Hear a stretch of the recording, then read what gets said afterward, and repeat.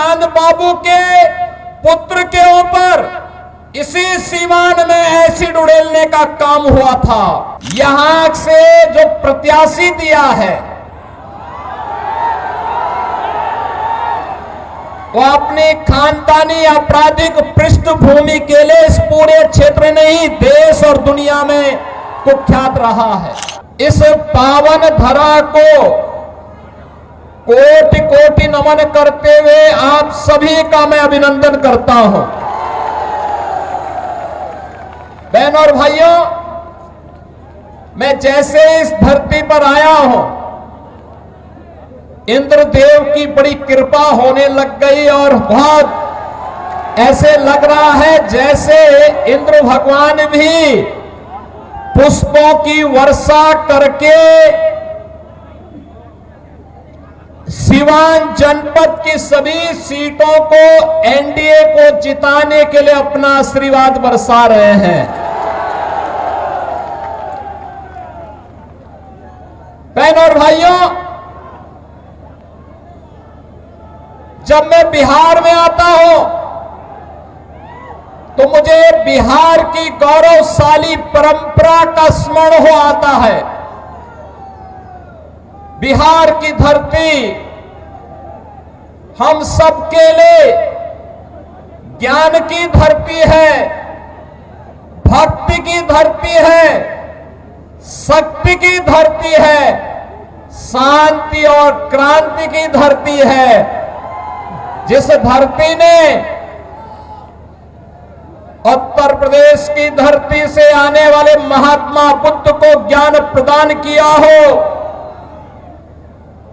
जिस धरा ने भारत के गौरवशाली इतिहास में एक नया अध्याय जोड़ते हुए नालंदा विश्वविद्यालय दिया हो, जिस धरती ने महावीर भगवान महावीर जैन को जन्म दिया हो, जिस धरा ने चाणक्य दिया हो, जिस धरती ने डॉक्टर राजेंद्र प्रसाद, श्री जयप्रकाश नारायण, बाबू जगजीवन राम और कर्पूरी ठाकुर जैसी विभूतियों को जन्म दिया हो, वे कौन लोग थे? इस गौरवशाली धरा को के सामने, यहां के नौजवानों के सामने उन्होंने पहचान का संकट खड़ा किया। बहनों और भाइयों, ये चुनाव उन्हीं लोगों के खिलाफ एक लड़ाई है, वर्तमान पीढ़ी को बताने की एक लड़ाई कि पिछले 20 वर्ष में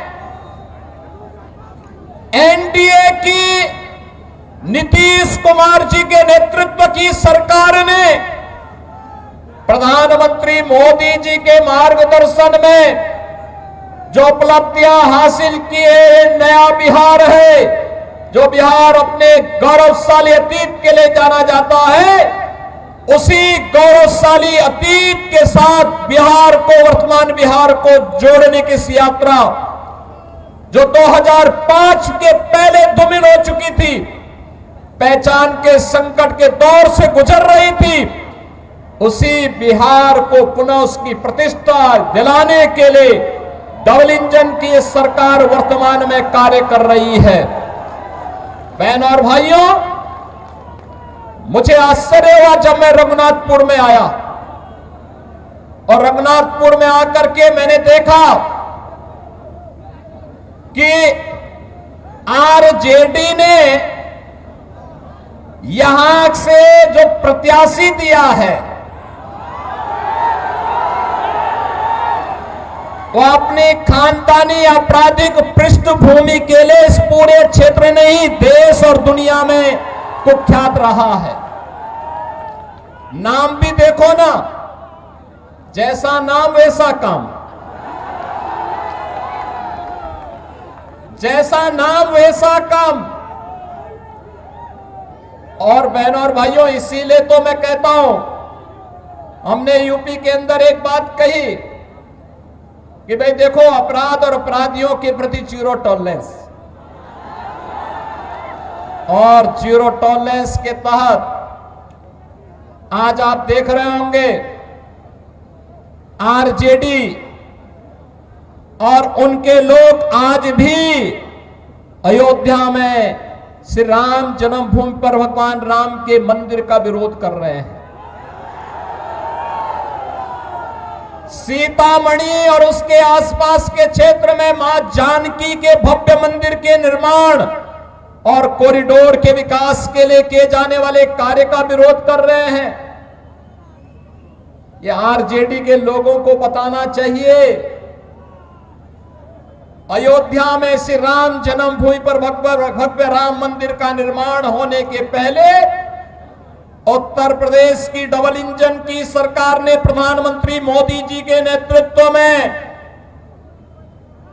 अयोध्या में राजर्षि दशरथ जी के नाम पर मेडिकल कॉलेज का निर्माण पहले किया, महर्षि वाल्मीकि के नाम पर इंटरनेशनल एयरपोर्ट का निर्माण किया और फिर 500 वर्षों के कलंक को मिटाते हुए भगवान राम के भव्य मंदिर के निर्माण का मार्ग भी प्रशस्त किया। बहनों और भाइयों, मैं पूछना चाहता हूं, आरजेडी ने राम मंदिर के रथ को रोकने का पाप किया था, आरजेडी ने पाप किया था। कांग्रेस कहती थी कि राम तो हुए ही नहीं।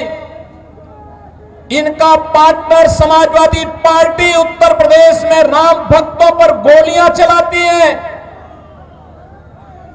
और ये लोग जब भी इन्हें अवसर मिला, एक ने बिहार के अंदर, एक ने उत्तर प्रदेश के अंदर, वहां के नौजवानों के सामने, वहां के नागरिकों के सामने पहचान का संकट खड़ा किया। लेकिन बहनों और भाइयों, डबल इंजन की एनडीए की सरकार अब पहचान के संकट के लिए मोहताज नहीं। हर बिहारी आज अपने गौरव के साथ सीना तान करके देश और दुनिया के अंदर जाता है, अपनी पहचान को प्रस्तुत करता है। अब बिहार में क्या नहीं है? अब बिहार में सब अच्छी सड़कें हैं और हम लोगों ने 6100 करोड़ रुपए की लागत से अयोध्या धाम को सीधे सीतामढ़ी से जोड़ने के लिए राम जानकी मार्ग के निर्माण के काम को भी युद्ध स्तर पर आगे बढ़ाया है। आज बिहार में एयरपोर्ट है, मेडिकल कॉलेजेज हैं, इंजीनियरिंग कॉलेजेज हैं और आज बिहार में पलायन नहीं, आज यहां पर प्रगति के नए नए प्रतिमान स्थापित करने की दिशा में बिहार आगे बढ़ा है। गरीब कल्याणकारी योजनाओं का लाभ गरीबों को मिल रहा है। अराजकता पैदा करने वालों के खिलाफ जीरो टॉलरेंस की नीति के तहत ये डबल इंजन की सरकार नीतीश जी के नेतृत्व में कार्य कर रही है। और बहनों और भाइयों, जो बाकी बच जाता है यूपी का बुलडोजर उसको पूरा कर लेता है।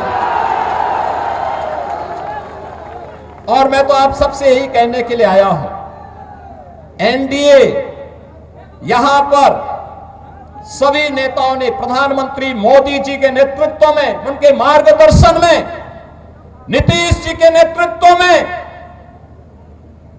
यहां पे हमारे जितने भी अन्य सहयोगी दल हैं, लोक जनशक्ति पार्टी है, जीतन राम मांझी जी की पार्टी हम हैं, इन सभी ने मिलकर के तय किया है कि बिहार को अब जंगल राज की ओर नहीं जाने देना है, बल्कि बिहार के अंदर कर्पूरी ठाकुर,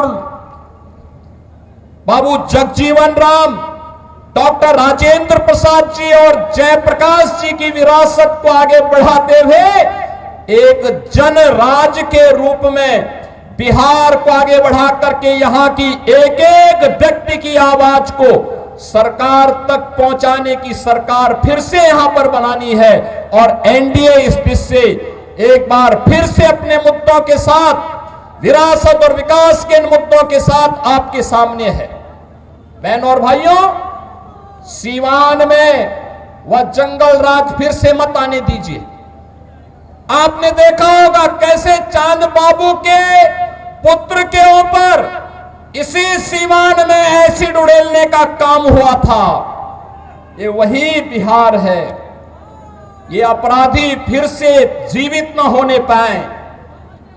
ये कांग्रेस को, आरजेडी और समाजवादी पार्टी जैसे दलों को शोभा दे सकता है कि वे किसी पेशेवर अपराधी और माफिया को गले लगा करके किसी बाबर और किसी औरंगजेब की मजार में जाकर के सजदा पड़े, लेकिन यह किसी सच्चे भारतीय को शोभा नहीं देता है।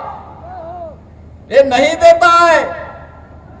हम लोग तो उसी मार्ग के पथिक हैं जो गर्व से इस बारे में बोलता है कि रामलला हम आएंगे, मंदिर वही बनाएंगे और बना करके दिखा भी देते हैं।